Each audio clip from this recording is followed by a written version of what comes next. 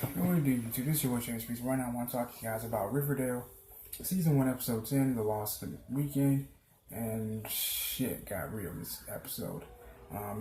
Betty and Archie figured since Jughead's birthday was coming up, they throw him a big party with just them and his friends, but he didn't expect Cheryl and Chuck to show up, and pretty much just bomb the entire party, which caused a lot of mayhem, because as you saw in the video, in the episode, Cheryl decided to play this. Jughead was getting ready to leave. He just felt uncomfortable.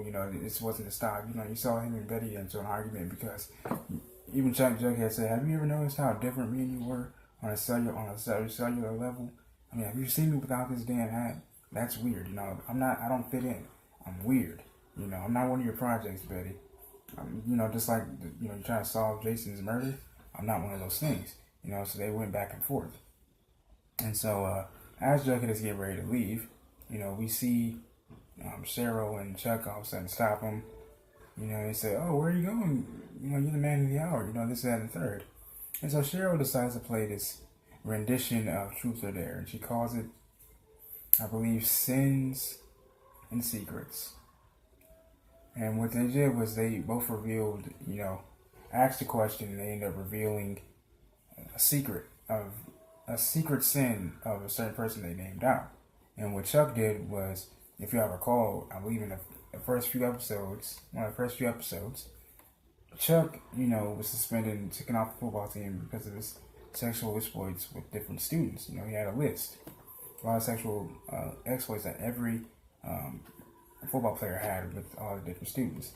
And that's what got kicked off the football team, which would have got him into Notre Dame, as he told Betty, as he mentioned, and then some, and even more. So what Chuck decides to do is say, well, you know what, because Archie tries to defend Betty, and Archie's like, first of all, Archie, man, you may be able to get a free peep show every now, but you don't really know Betty. Betty doesn't even know herself. And so he goes on to say that basically he just recalled the event what happened, that what made him spill the beans on himself. They handcuffed me in the jacuzzi. Betty was dressed up in a god-awful black wig, and she tried to be Polly. And then he even tells Betty at one point, before she slaps him, that he dreams about that type of Betty every single night, which would prompt her to slap him, which he deserved. You don't just do some shit like that.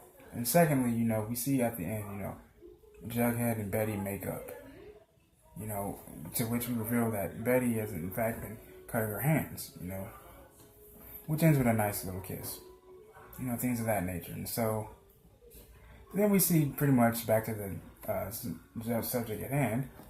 We see Jughead swing on Chuck, he hits him with a right hook. Chuck hits him back, he falls to the glass table, and FP tries to tell his son, like, listen, man, go back in and work out things out with your girl, because this girl is giving you something that we couldn't give you, which is unconditional love and things of that nature.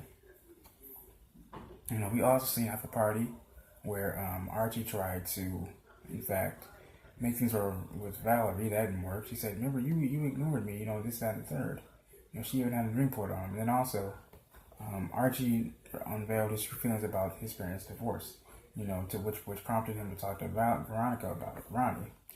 And he said, do you ever think, like, if you could go back and you could change a different scenario, different situation, things of that nature, things that we've all done before. We've all had mistakes where we wish we could make things differently, do things differently. So Veronica says, I don't know about that, Archie, but I do know, if you would have left, you wouldn't have met me, things of that nature. Then they make out, and then she actually sleeps over with Archie and Jughead, to which she tells Jughead, don't tell anybody. And Jughead's like, yo, listen, my lips are sealed. You know what I'm saying? And so that was actually pretty cool. And then Archie says the same thing, because Jughead said, so you and Valerie, he said, Jug, don't say anything. He said, listen, my lips are sealed, and I don't ever want to really think about it or see about it again, hear about it again.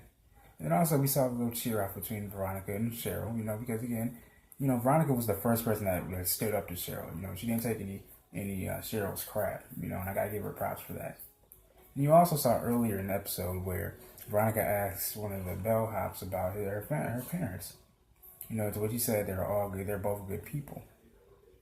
You know, Veronica ended up saying, I'm gonna stay on my dad's path and tell the court how good my parents were.